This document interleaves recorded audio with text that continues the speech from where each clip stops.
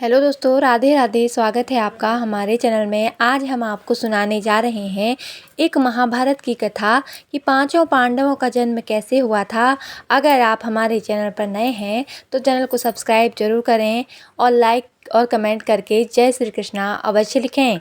पांचों पांडवों का जन्म भी बिना पिता के वीर के हुआ था।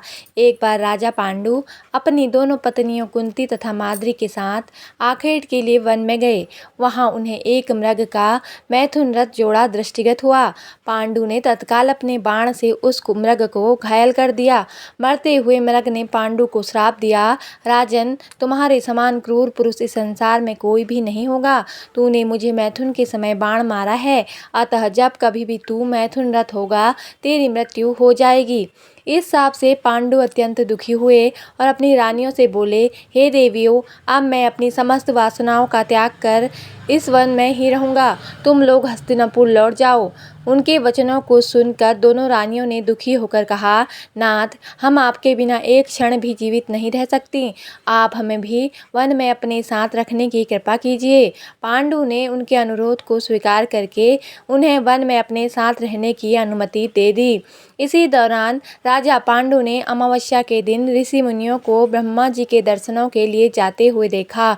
उन्होंने उन ऋषि मुनियों से स्वयं को साथ ले जाने का आग्रह किया। उनके इस आग्रह पर ऋषि मुनियों ने कहा, राजन, कोई भी निसंतान पुरुष ब्रह्मलोक जाने का अधिकारी नहीं हो सकता, अतः हम आपको अपने साथ ले जाने में असमर्थ हैं। ऋषि मुनियों की बात सुनकर पांडु अपनी पत्नी से बोले, हे कुंती, मेरा जन्म लेना ही व्यथा हो रहा है, क्योंकि संतानहीन व्यक्ति पितृ ऋण, ऋषि ऋण, देव ऋण तथा मनुष्य ऋण से मुक्ति नहीं पा सकता। क्या तुम पुत्र प्राप्ति के लिए मेरी सहायता कर सकती हो? कुंती बोली, हे आर्यपुत्र, दुर्वासा ऋषि ने मुझे ऐसा मंत्र प्रदान किया है जिससे मैं किसी भी देवता का आह्वान करके मनोवांछित वस्तु प्राप्त कर सकती हूँ। आप आज्ञा करें, मैं किस देवता को बुलाऊं? इस पर पांडु ने धर्म को आमंत्रित करने का आदेश दिया।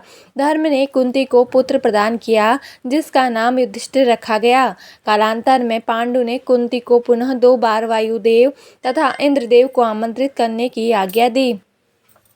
वायुदेव से भीम तथा इंद्र से अर्जुन की उत्पत्ति हुई। तत्पश्चात पांडु की आज्ञा से कुंती ने माद्री को उस मंत्र की दीक्षा दी।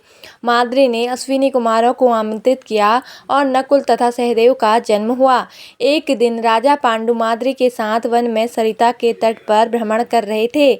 वातावरण अत्यंत रमणीक तथा शीतल मंद सुगंधित वायु चल रही थी। सहसा वायु के झोंके से माद्री का वस्त्र उड़ गया। इससे पांडु का मन चंचल हो उठा और वे मैथुन से प्रवृत्त हुए ही थे कि शापवश उनकी मृत्यु हो गई। माद्री उनके साथ सती हो गई, किंतु पुत्रों के पालन पोषण के लिए कुंती हस्तिनापुर लौट आई। तो दोस्तों, आपको हमारी वीडियो कैसी लगी कमेंट करके ज़रूर बताएं।